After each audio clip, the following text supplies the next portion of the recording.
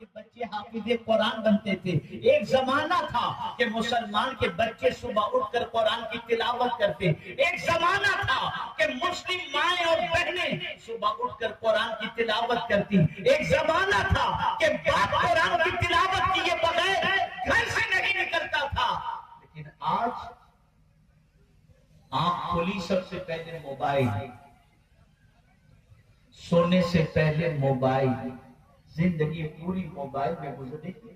یہ بھی بیٹھے ماشاءاللہ کب سے لگے ہوئے موبائل, اس لیے کہ یہاں کی بات ضروری نہیں, ان کی بات ضروری ہے. کب سے ان کو دیکھ رہا ہوں لیکن ان کو سمجھ میں نہیں آ رہا.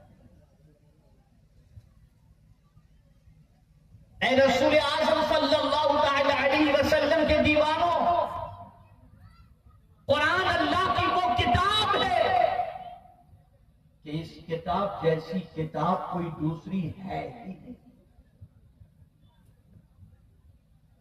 آپ یاد رکھیں, صحابہ کرام ہوں, رسول اعظم صلی اللہ علیہ وسلم ہوں, اولیاء کاملین ہوں, سب کی زندگی کا تعلق قرآن سے آپ کو اتنا ملے گا کہ میرے پیارے آقا صلی اللہ علیہ وسلم کے پیارے دیوانوں, قرآن کے بغیر ان کی زندگی ایسی ہی تھی جیسے پانی سے مچھلی کو نکال دیا جائے اور مچھلی تڑپتی ہے, ویسے ہی قرآن کی تلاوت کے بغیر وہ تڑپا کرتے تھے.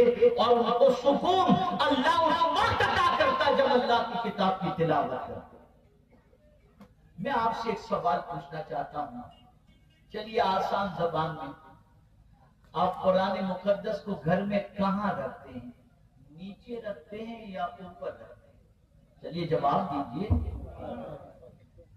بس آپ اتنے ہی لوگ سب جواب دیں تو مجھے اطمینان ہو, میری بات سمجھ میں آ رہی ہے. کہاں رکھتے ہیں قرآن شریف؟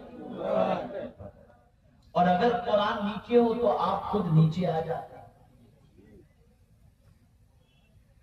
کوئی قرآن کی تلاوت نیچے بیٹھ کے کر رہا ہے, آپ اوپر نہیں بیٹھتے, قرآن کو نیچے رکھنے نہیں دیتے.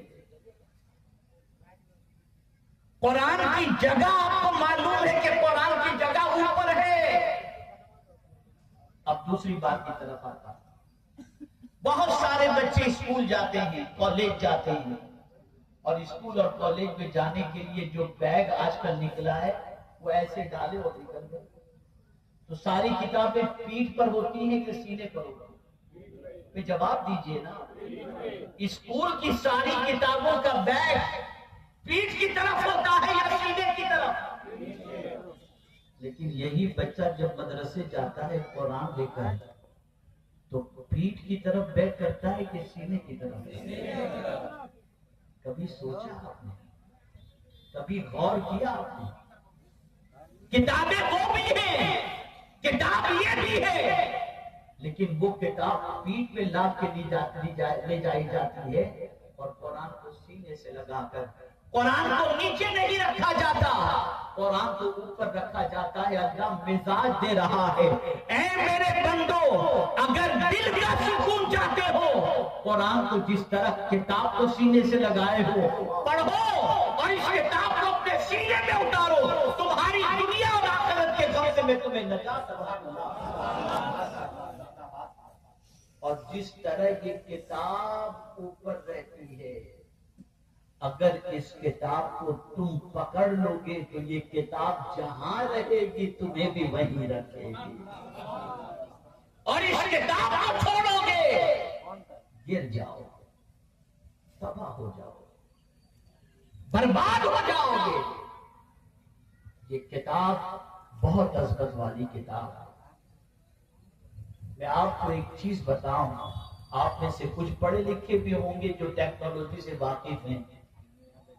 آج کل آرٹیفیشل انٹیلیجنس کے اندر چیٹ جی پی ٹی پر سوال پوچھا جاتا ہے اور چیٹ جی پی ٹی اس سوال کا جواب فوراً دے دیتا ہے. آپ جائیے اور چیٹ جی پی ٹی میں جا کر کے سوال پوچھئے کہ کیا قرآن کی سورت جیسی کوئی ایک سورت موجود؟ ایک مرتبہ درود شریف پڑھ لیں۔ اللهم صل على محمد اللهم صل على سيدنا ومولانا محمد معدن الجود والكرم وآله وصحبه وبارك وسلم۔ چیٹ جی پی ٹی سے سوال پوچھئے کہ قرآن کی ایک سورت جیسی کوئی سورت ہے؟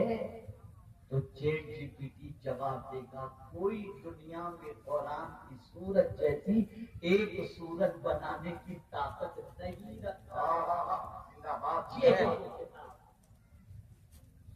یہ ہے وہ کتاب، مسلمانوں سب کے گھر میں یہ کتاب ہے، پھر بھی